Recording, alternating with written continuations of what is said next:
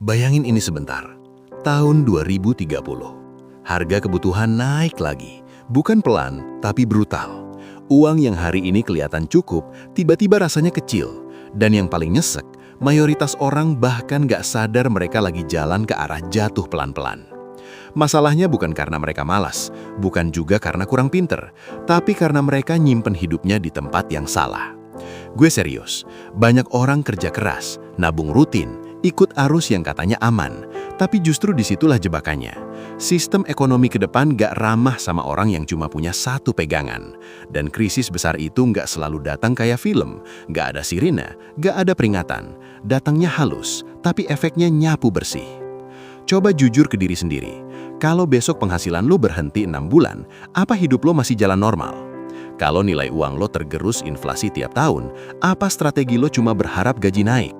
Ini bukan video buat nakut-nakutin, ini wake up call. Karena faktanya, di setiap krisis besar, selalu ada dua tipe orang, yang jatuh dan yang justru naik kelas. Bedanya bukan keberuntungan, tapi aset yang mereka pegang sebelum badai datang. Di video ini, gue bakal bongkar 7 aset paling krusial yang jadi penyelamat banyak orang menuju 2030. Bukan teori ribet, bukan bahasa sok pakar, tapi penjelasan simple, logis, dan relevan buat kita yang masih mahasiswa, fresh graduate, atau pekerja muda. Kalau lo ngerasa hidup sekarang kayak jalan di tempat, bisa jadi jawabannya ada di sini. Jangan kemana-mana, karena satu aset aja yang lo salah pegang, dampaknya bisa lo rasain seumur hidup. Sekarang kita masuk ke konteks nyatanya. Realitas hari ini sederhana tapi kejam. Harga makan naik, sewa naik, transport naik, tapi pendapatan kebanyakan orang stagnan. Bahkan yang kelihatannya aman, kerja kantoran, gaji bulanan, BPJS lengkap, sebenarnya lagi berdiri di lantai yang pelan-pelan rapuh. Sebagai mahasiswa atau pekerja muda, kita sering dikasih narasi begini, fokus kuliah, cari kerja bagus, nabung, nanti aman. Masalahnya dunia 2030 gak lagi main dengan aturan lama. Perusahaan bisa tutup dalam hitungan bulan, skill bisa basi dalam beberapa tahun, dan tabungan, kalau cuma disimpan, nilainya dimakan inflasi tanpa permisi. Yang bikin bahaya, semua ini terasa normal. Kita masih bisa ngopi, masih bisa scroll medsos, masih bisa bilang nanti juga kebenaran. Padahal krisis itu jarang datang sebagai kejadian besar. Dia datang sebagai akumulasi kecil yang diabaikan. Dan ini yang sering bikin orang nyadar telat. Mereka sibuk ngejar penghasilan, tapi lupa bangun aset. Sibuk kerja keras, tapi gak kerja cerdas. Akhirnya hidup jadi reaktif. Bertahan bulan ini, panik bulan depan. Kalau lo ngerasa capek tapi hasilnya segitu-gitu aja, itu bukan karena lo kurang usaha. Bisa jadi karena lo main di permainan yang salah. Dan sebelum kita bahas solusinya, kita perlu bongkar dulu logikanya. Kenapa mayoritas orang tanpa sadar lagi nyiapin diri buat jatuh di 2030? Di bagian berikutnya, gue bakal breakdown masalah ini pelan tapi tajam. Biar lo ngerti, ini bukan soal uang doang, tapi soal cara bertahan hidup di sistem yang berubah. Sekarang kita bedah masalahnya lebih dalam tapi tepat simpel. Kebanyakan orang mengira krisis itu soal kurang uang, padahal inti masalahnya adalah ketergantungan. Terlalu bergantung pada satu sumber penghasilan, satu jenis skill, dan satu cara menyimpan nilai. Ketika satu itu goyah, semuanya ikut runtuh. Coba lihat polanya. Orang kerja full time, abis itu capek, gak punya energi mikir strategi. Gaji masuk dibagi ke kebutuhan, sisanya ditabung. Aman? Kelihatannya iya. Tapi secara logika, tabungan itu aset paling lemah kalau berdiri sendiri. Nilainya terus tergerus, sementara risiko hidup naik. Di sisi lain, dunia bergerak cepat.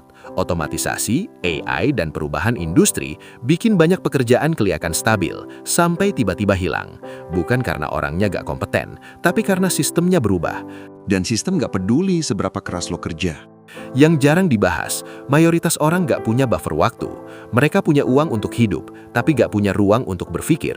Begitu ada masalah, PHK, sakit, krisis global, semua keputusan jadi panik. Di sini banyak orang salah fokus. Mereka kejar gaji lebih besar, tapi tetap rapuh. Padahal yang bikin kuat bukan cuma angka, tapi struktur hidup. Aset itu bukan cuma soal investasi. Aset adalah apapun yang bikin lo punya pilihan. Dan sebentar, sebelum lanjut, gue pengen lo mikir satu hal. Kalau dunia makin gak pasti, apa masuk akal kalau hidup lo cuma disandarin ke satu kartu? Nah, di bagian selanjutnya, kita masuk ke titik paling penting. Ada satu twist yang sering bikin orang baru sadar bahwa yang selama ini mereka sebut aman, justru penyebab utama mereka rentan jatuh. Sekarang kita masuk ke bagian yang biasanya bikin orang berhenti dan mikir. Hal yang paling sering disebut aman, justru yang bikin banyak orang paling rentan. Kerja stabil, gaji tetap, nabung rutin. Kedengarannya ideal, tapi di dunia yang berubah cepat, stabilitas palsu itu berbahaya. Analogi gampangnya begini, bayangin lo lagi berdiri di atas es yang kelihatannya tebal. Semua orang berdiri di situ, jadi lo ngerasa aman. Tapi suhu terus naik, esnya nggak langsung pecah. Dia mencair pelan-pelan, dan ketika akhirnya retak, orang yang cuma berdiri diam bakal jatuh bareng-bareng. Itu yang terjadi di krisis besar sebelumnya. Banyak orang pintar, rajin, disiplin, tetap jatuh. Bukan karena mereka salah langkah di detik terakhir, tapi karena selama bertahun-tahun, mereka nggak nyiapin alternatif. Mereka nggak bangun aset yang bisa bergerak, menyesuaikan, dan bertahan. Yang lebih nyesek, kebanyakan baru sadar setelah semuanya kejadian, setelah penghasilan berhenti, setelah tabungan menipis, setelah pilihan menyempit.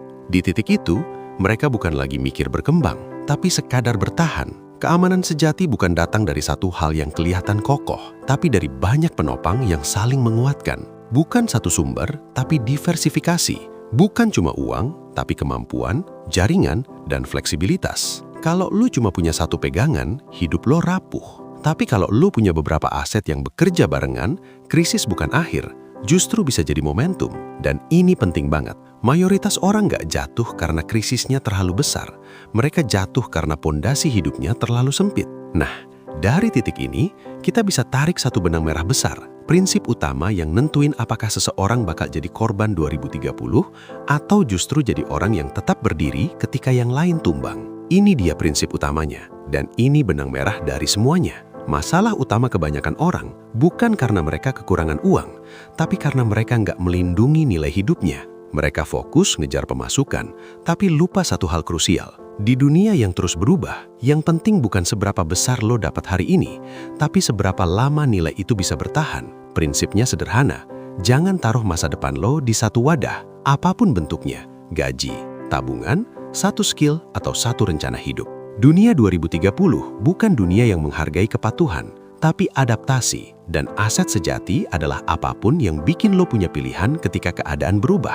Di titik ini, banyak orang baru nyadar, oh, pantesan gue capek tapi tetap cemas, karena yang mereka bangun selama ini cuma aliran uang, bukan sistem perlindungan. Begitu aliran itu tersendat, hidup langsung goyah.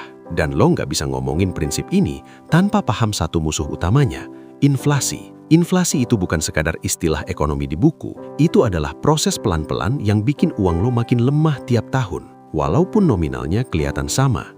Jadi ingat baik-baik, orang yang selamat bukan yang paling banyak uangnya, tapi yang paling siap strukturnya, yang ngerti cara nyebar risiko, jaga nilai, dan tetap fleksibel. Nah, setelah prinsip ini jelas, sekarang kita masuk ke bagian yang paling ditunggu.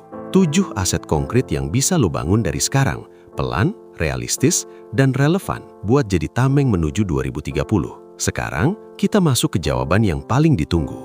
7 aset yang bisa jadi penyelamat lo menuju 2030. Ini bukan daftar buat gaya-gayaan, tapi kerangka hidup supaya lo tetap punya kontrol saat banyak orang kehilangan arah. Aset pertama, skill bernilai tinggi dan adaptif. Bukan gelar, bukan IPK, tapi kemampuan yang bisa dipakai di banyak situasi. Berpikir kritis, komunikasi, problem solving, digital skill dasar. Dunia boleh berubah, tapi orang yang bisa belajar cepat selalu dicari. Kedua, lebih dari satu sumber penghasilan. Ini bukan soal serakah, tapi soal bertahan. Satu penghasilan itu rapuh. Begitu berhenti, hidup ikut berhenti. Entah freelance, bisnis kecil, atau proyek digital, yang penting ada cadangan. Ketiga, aset liquid darurat. Uang yang gampang dicairkan. Fungsinya bukan buat kaya, tapi buat beli ketenangan. Di saat krisis, yang punya waktu berpikir menang dari yang panik. Keempat, aset pelindung nilai. Instrumen yang nilainya nggak gampang dimakan inflasi. Karena kerja keras lo nggak seharusnya menguap pelan-pelan hanya karena lo salah tempat nyimpen nilai. Kelima, jaringan yang hidup. Bukan cuma kenalan, tapi relasi yang saling bantu dan bertukar peluang. Banyak pintu kebuka bukan karena CV paling bagus, tapi karena kepercayaan. Keenam, kesehatan fisik dan mental. Ini fondasi yang sering diabaikan. Tanpa tubuh dan pikiran yang stabil, aset lain susah jalan. Keputusan buruk biasanya lahir dari kondisi yang drop. Ketujuh, cara berpikir strategis. Ini aset di atas aset. Kemampuan melihat risiko, membaca arah, dan mikir jangka panjang. Tanpa ini, semua aset bisa salah arah. Lo nggak perlu bangun semuanya hari ini. Mulai dari satu, bangun pelan tapi konsisten. Karena yang bikin orang jatuh di 2030 bukan karena mereka kurang pinter, tapi karena mereka terlalu lama menunda. Di penutup, gue mau lo refleksi jujur. Dari 7 aset ini, mana yang sudah lo pegang dan mana yang masih kosong? Karena masa depan nggak nanya lo siap atau enggak, dia tetap datang. Dan yang bertahan adalah mereka yang menyiapkan diri lebih dulu. Sebagai penutup, kita ringkas semuanya dengan jujur. Mayoritas orang nggak akan jatuh di 2030 karena satu kesalahan besar, tapi karena banyak keputusan kecil yang kelihatannya aman, bergantung pada satu penghasilan, menunda bangun skill, merasa tabungan saja sudah cukup. Semua terasa normal, sampai realitas berubah. 7 aset yang tadi kita bahas itu bukan tujuan akhir, itu alat bertahan. Alat supaya lo punya pilihan saat orang lain kehabisan opsi. Lo nggak perlu jadi yang paling kaya, paling cepet, atau paling pinter. Yang penting lo nggak rapuh. Kalau hari ini lo ngerasa hidup capek tapi arahnya kabur, mungkin bukan karena lo salah jalan, tapi karena lo belum bangun pegangan yang tepat. Dan kabar baiknya, semua aset ini bisa mulai dibangun dari nol, pelan, realistis, tanpa harus nunggu momen perfect. Gue nggak minta lo percaya mentah-mentah, tapi gue minta lo mikir. Bandingkan hidup lo sekarang dengan arah dunia ke depan. Jujur ke diri sendiri. Kalau kondisi makin keras, apa struktur hidup lo cukup kuat? Kalau video ini kena di lo, tekan like biar lebih banyak yang kebuka matanya. Tulis di kolom komentar aset mana yang paling pengen lo bangun duluan, skill, penghasilan tambahan, atau cara berpikir. Dan kalau lo nggak mau ketinggalan pembahasan penting soal uang, krisis, dan cara bertahan sebagai generasi muda, subscribe channel ini. Karena 2030 bukan cerita fiksi, dia sedang disiapkan hari ini. Dan keputusan kecil lo sekarang bisa jadi pembeda antara ikut jatuh atau tetap berdiri.